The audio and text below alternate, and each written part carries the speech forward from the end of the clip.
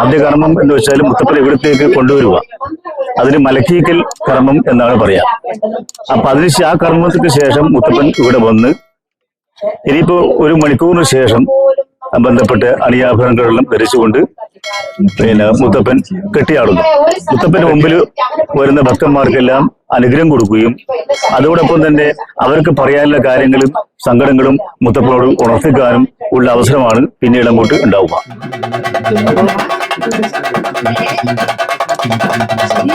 പ്രാണശക്തിയുമായിട്ട് ജ്വലിച്ച് ഈ അന്തരീക്ഷത്തിലെ പ്രാണശക്തിയുമായിട്ടുള്ള എന്താണ് എന്ന ചിന്ത വരുന്ന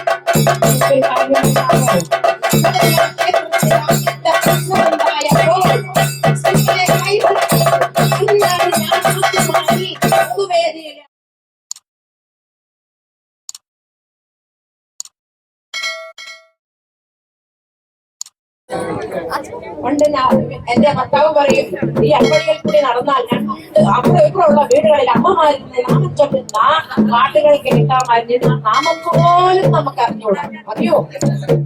രാമരാമ ചൊല്ലാൻ അറിയുമോ ഇന്ന് ആർക്കെങ്കിലും? അറിയോ? ഭയങ്കര സോഫിസ്റ്റിക്കേറ്റഡ് നമ്മള്. അതുകൊണ്ടല്ല ഇന്ന് രാവിലെ അമ്പലത്തിന് പോകാതെ ലളിതാ സഹസ്രനാമം മൊബൈലിൽ കേട്ടുകൊണ്ട് ഇങ്ങനെയിൽ നിന്ന് ജോലി ചെയ്യും. കൃത്യം തിരക്കായിപ്പോയി. പക്ഷേ നിങ്ങളെ കല്യാണം കഴിച്ചു വിട്ടാലോ, ജീവിതത്തിലൊരു പ്രശ്നം വന്നാലോ ഇങ്ങനെ നേരിടണമെന്ന് അറിയാതെ കുഞ്ഞുങ്ങളും അമ്മമാരും കുടുംബക്കാരും ബന്ധുക്കളും ഒക്കെ നട്ടം ചെയ്യുമ്പോൾ നമ്മൾ ആദ്യം കയ്യിലെടുക്കുന്നത് ലളിതാ സഹസ്രനാമം. വയസ്സായി, ഇനി ഇത്തിരി നാമമൊക്കെ ചൊല്ലിയേക്കാം. അങ്ങനെ കൊണ്ടു നടക്കേണ്ട ഒരു സാധനമല്ല ലളിതാ സഹസ്രനാമം. ഇവിടെ ജനിച്ചു വീണപ്പോഴേ പരാശക്തി നമ്മുടെ മൂലാധാരത്തിൽ, മേൽദണ്ഡിന്റെ അവസാനത്തിൽ ത്രികോണ രൂപത്തിൽ ഇരിക്കുന്ന മൂലാധാരത്തിൽ പരാശക്തിയായി, ശക്തിയായി, നമ്മളുടെ ഇച്ഛാശക്തിയായി, ജ്ഞാനശക്തിയായി, ക്രിയാശക്തിയായി, എന്തെങ്കിലും സംസാരിക്കാനും പ്രവർത്തിക്കാനും ഓരോ ജീവിയിലും ശക്തിയായി കുടികൊള്ളുന്ന പരാശക്തിയെ വയസ്സാകാലത്ത് കാലിൽ നീട്ടി കുടിലോട്ടിരിക്കുമ്പോഴല്ല നാമം ചൊല്ലി പുകഴ്ത്തേണ്ടത്. പുരുഷനായാലും. നമസ്കാരം, ഞാൻ ബാലകൃഷ്ണൻ, കർഷകടപ്പുര മുത്തപ്പൻ ക്ഷേത്രത്തിലെ മുത്തപ്പൻ കെട്ടിയാടുന്ന ഓലധാരിയ. മുത്തപ്പന്റെ ഈ കർമ്മം മുത്തപ്പൻ ക്ഷേത്രത്തിൽ മാത്രമല്ല, പ്രാർത്ഥനയുടെ ഭാഗമായി വീട്ടിൽ വെച്ചിട്ടും ഇതുപോലുള്ള നാട്ടുകാരുടെ മൊത്തം ആവശ്യപ്രകാരം ഓരോ പ്രദേശത്ത് വെച്ചും മുത്തപ്പനെ കെട്ടിയാടി ആരാധിക്കുന്നു. അപ്പൊ അതിന്റെ ഭാഗമായിട്ടാണ് നമ്മൾ ഇന്നിപ്പോ ഈ കുംഭമേളയുടെ ഭാഗമായി മുത്തപ്പനെ കെട്ടിയാടിക്കാൻ വേണ്ടി തീരുമാനിക്കുകയും അതിന്റെ അടിസ്ഥാനത്തിൽ അതിന്റെ ആദ്യ കർമ്മം എന്ന നിലക്കാണ് ഇപ്പോൾ ഈ ചടങ്ങ് ഇവിടെ നടന്നത്. ആദ്യ കർമ്മം എന്ന് വെച്ചാൽ മുത്തപ്പനെ ഇവിടത്തേക്ക് കൊണ്ടുവരിക, അതിന് മലക്കീക്കൽ കർമ്മം എന്നാണ് പറയാ. അപ്പൊ ആ കർമ്മത്തിന് ശേഷം മുത്തപ്പൻ ഇവിടെ വന്ന് ഇനിയിപ്പോ ഒരു മണിക്കൂറിന് ശേഷം ബന്ധപ്പെട്ട് അണിയാഭരണങ്ങളെല്ലാം ധരിച്ചുകൊണ്ട് മുത്തപ്പൻ കെട്ടിയാടുന്നു.